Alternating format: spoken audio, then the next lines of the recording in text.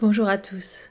Nous nous retrouvons pour un deuxième épisode de Journal de femmes consacré au film Working Girl de Mike Nichols. Vous pouvez retrouver le premier épisode sur le personnage de Tess et la lutte des classes sur toutes les plateformes et sûrement celle sur laquelle vous écoutez ma douce voix. Petite indication, ce jingle sera le jingle qui veut dire « Attention citation ». Aujourd'hui, nous allons nous intéresser au personnage de Catherine et au féminisme. Pour rappel, et pour reprendre les mots de Bell Hooks dans « De la marge au centre, théorie féministe », pour faire simple, le féminisme est un mouvement qui vise à mettre fin au sexisme, à l'exploitation et à l'oppression sexiste. La lutte des classes fait donc partie des luttes féministes, puisqu'il s'agit de l'exploitation d'une classe par une autre sur les critères de domination propres au patriarcat. Le personnage de Catherine, pour un résumé référez-vous à l'épisode précédent, est une cadre d'une entreprise de fusion et acquisition. On apprend qu'elle vient d'arriver à New York, après un passage à Boston. Elle vit actuellement chez ses parents qui ont un joli pied-à-terre dans les beaux quartiers. Catherine est donc une femme blanche, bourgeoise et appartenant à la catégorie socio-professionnelle, cadre et profession intellectuelle supérieure. Rien que le nom est déjà tout un programme. Si Catherine ne se définit pas ouvertement comme féministe, elle semble pour autant appliquer le programme en parlant d'entraide et de sororité. Je postule pour être cadre et si ce projet pouvait être mis sur pied, peut-être que vous pourriez en toucher un mot à la direction. Mais bien sûr, Tess. On s'entraide, je vous le rappelle. Oui, merci. Tess apprendra à ses dépens que cette volonté de soutien féminin n'était qu'illusion. Catherine s'accapare l'idée de Tess. Dans le domaine scientifique, on appelle ça l'effet Mathilda. Oh Jésus, Mathilda, regarde ce que tu as fait! Il l'avait appelée Mathilda. L'effet Mathilda a été théorisé au début des années 80 par l'historienne des sciences Margaret Rossiter. En gros, les découvertes réalisées par des femmes sont souvent attribuées à des hommes par le déni, la spoliation ou la minimisation de leurs résultats de recherche. Mais vous allez me dire, Catherine est une femme. Et c'est là que vient l'essentiel de notre épisode. Certes, Catherine est une femme, mais aussi elle fait partie de la bourgeoisie. Dans son livre « Les oubliés du numérique », Isabelle Collet nous parle du mythe des Queen Bees. Le terme a été inventé en 1974 par les psychologues Stein, Jayaratne et Travis. Le syndrome de la reine des abeilles, Queen Bee Syndrome, décrit le comportement de femmes dans une position d'autorité qui, souhaitant rester uniques en leur genre, non seulement traiteraient durement leurs subordonnés, mais s'appliqueraient à écarter toute concurrence féminine de leur entourage. Bon, notons que cette étude date de 1974 et notre film de 88. Pour continuer, les auteurs estimaient que le sexisme en entreprise était à la source des comportements qu'ils avaient étudiés. La culture patriarcale au travail encourage le peu de femmes qui arrivent en haut de l'échelle à tout faire pour maintenir leur autorité.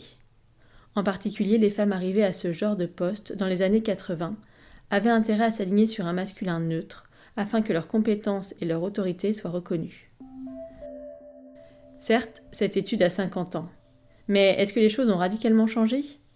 On note au passage que le masculin est considéré comme neutre, ou le féminin, a priori, ne l'est pas. Et je reviens à Bell Hooks qui dit dans « Ne suis-je pas une femme, femme noire et féministe ?»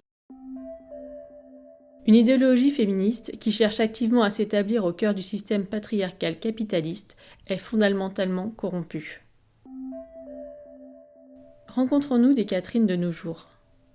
Comme je vous l'ai dit, le féminisme lutte contre toutes sortes de dominations, sexistes, mais aussi racistes. En vérité, nous rencontrons tout type de Queen Bee via les réseaux ou les médias. Et je ne parle pas de Beyoncé. Avec l'essor des réseaux et la recherche du like, il n'est pas rare de voir des femmes sous couvert de féminisme utiliser les outils du patriarcat pour imposer une autorité. Dans les exemples récents me vient celui de Tanaland, une trend TikTok de l'automne 2024. Mais qu'est-ce que c'est Tanaland, vous allez me dire ? Eh bien, c'est un pays fictif où chaque femme insultée de Tana, mot subterfuge pour remplacer le mot P, U, T, E, sur les réseaux, a son billet d'entrée. Ce monde a une particularité, être sans homme. La créatrice de ce principe, Tanaland, est une jeune femme noire, nommée sur les réseaux Adja. Adja, comme Tess, je reviens à l'histoire du film pour rappeler qu'à la base c'était sur un épisode sur ce sujet, s'est fait déposséder de son idée par d'autres créatrices qui ont été mises en avant par les médias. Ces créatrices sont des femmes blanches, avec une audience plus large que Hadja.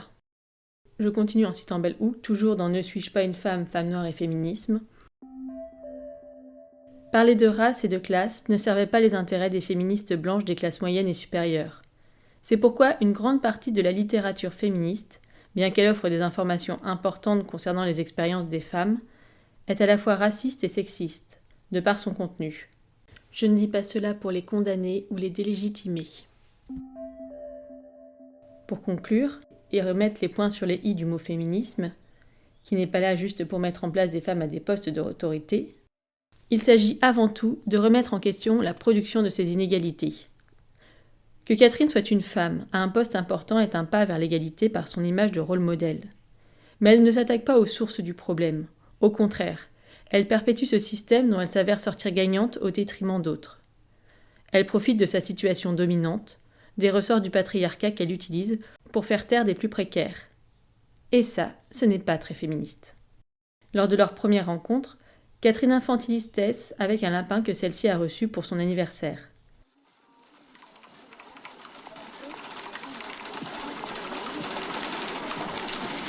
Bonjour, je m'appelle Catherine Parker et vous êtes Tess? C'est ça. Oh, il est superbe ce lapin. C'est pas mon style d'avoir ce genre de truc, mais bon voilà, c'était mon anniversaire et C'est vrai? Le mien, ce sera jeudi prochain. j'ai eu 30 ans. Ah oui, moi aussi je vais avoir 30 ans. Nous sommes presque jumelles. Je suis comme amie aînée. Non, pas beaucoup. En fait, j'ai jamais travaillé pour quelqu'un de plus jeune que moi, ni pour une femme. Il faut toujours une première fois. Cela vous pose problème, Tess? Non. Bon, alors préparez-nous 2 cafés et venez dans mon bureau. Sans lait et sans sucre. L'infantilisation est un ressort souvent utilisé pour justifier qu'une personne, notamment une femme, n'est pas capable. Dans l'extrait, c'est montré comme une approche sympathique. Mais on peut aussi entendre un moyen de prendre le pouvoir. La preuve, dès que Tess souligne le fait qu'elles ont le même âge, mais qu'elle est un peu plus âgée, le ton de Catherine change. Au final, Catherine est démasquée, puis licenciée. Vous ne croyez pas qu'on a perdu assez de temps avec ces enfantillages? Mademoiselle Parker, j'aimerais une explication. Qu'est-ce qui vous a amené à cette idée de faire acheter la métro par notre société? L'idée? Voilà, c'est-à-dire... Oh, Reine, j'ai peur de comprendre que vous insinuez Mademoiselle que... Parker, si j'étais vous, j'irais vite contempler toutes les tours que je voyais de ma fenêtre, parce que moi, dans moins de 5 minutes, je vais voir qui de droit pour régler le problème de votre licenciement immédiat et définitif. Oh, Reine, tout ceci n'est qu'un simple malentendu. Et vous n'avez pas... Oh si, j'en ai le pouvoir. Alors ôtez donc... Votre quoi déjà? Pétard reçu. Ah oui, votre pétard osseux de mon soleil. Très amusant. Mais ça n'est pas mon style d'écouter des vulgarités. Alors, je vous prie de m'excuser. J'ajoute aussi un détail que j'avais oublié de mettre à la base et que je voulais ajouter suite à l'épisode 1 sur la jalousie. Tess, comme Catherine, sont confrontées à la jalousie via une autre femme. Pour Tess, c'est Dorine, et pour Catherine, c'est Tess. À aucun moment, Tess ne reproche à Dorine d'avoir eu une aventure avec son copain. Elle reproche ça à son copain de ne pas avoir été fidèle, mais jamais elle ne s'en prend directement à Dorine. Alors que Catherine, c'est le contraire. Jamais elle n'en veut à Jack, considérant qu'il a été manipulé. C'est un détail, mais je trouvais ça hyper intéressant, de la façon dont on voit que cette femme d'une classe dirigeante voit un peu, entre guillemets, le mal partout venant des classes plus populaires. Vous pouvez à chaque fois dans cette chronique changer populaire ou le terme de classe populaire par le terme de racisé. Vous allez voir, à chaque fois ça fonctionne. Mais revenons à notre conclusion. À Noël, mon cousin me disait, à 2h du matin après plusieurs verres, que lui était pas très féministe, mais qu'il avait rien contre les femmes. À peu près. Bon, il était peut-être un peu tard pour lui expliquer que non. Le féminisme s'inscrivait contre la domination patriarcale et pas seulement sur la présence des femmes. Sinon, ça voudrait dire que Marlène Schiappa ou d'autres nombreuses femmes de droite seraient féministes.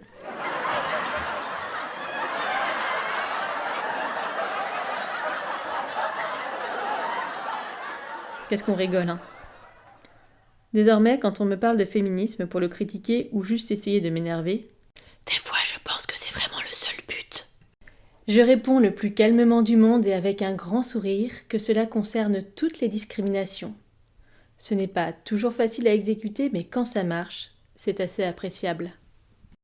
Je finirai par une recommandation. Je vous invite à découvrir le podcast Anatomie d'une dispute de Johanna Cincinnati Abramovic.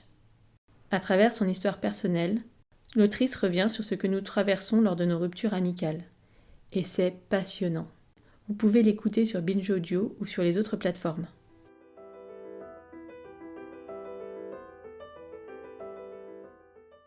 Quant à nous, nous nous retrouvons dans 15 jours pour finir notre session Working Girl avec le personnage de Jack. À bientôt!